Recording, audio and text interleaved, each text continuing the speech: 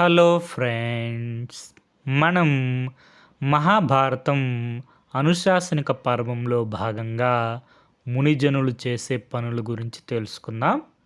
సనత్ కుమారులు వారు పరమశివునికి మునిజనులు చేసే పనుల గురించి వివరిస్తున్నారు.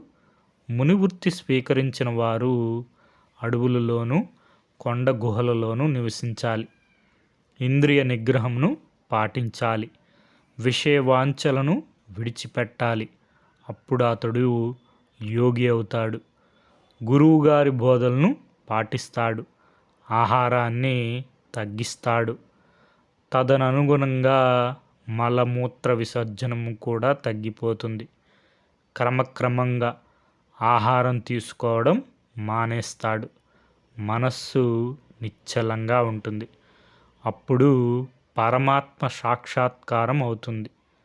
దానికి నిర్జనము, ఎలాంటి శబ్దములు లేకుండా ఉండే ప్రశాంత ప్రదేశం కావాలి.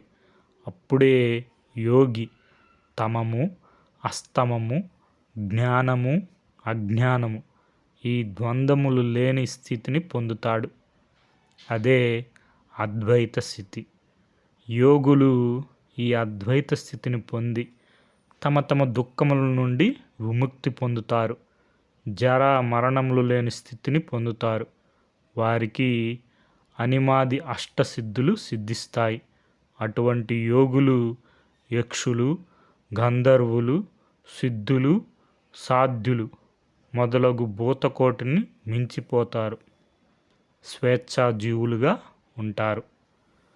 ఈశ్వర, భవ్యయోగ తత్పరులమైన నేను, మా సహజన్ములైన సనక సనంద సనత్సుజాతులు కూడా ప్రస్తుతం అదే స్థితిలో ఉన్నాము. కాబట్టి యోగ ధర్మము కంటే ఉత్తమమైన ధర్మము వేరొకటి లేదు. మోక్షాన్ని పొందడానికి యోగ ధర్మము నిచ్చెన లాంటిది అని సనత్ కుమారులు వారు పరమేశ్వరునికి యోగి గురించి వివరించారు. ఇది మనకి మహాభారతం అనుశాసనిక పర్వం చతుర్థ ఆశ్వాసంలో ఉంటుంది.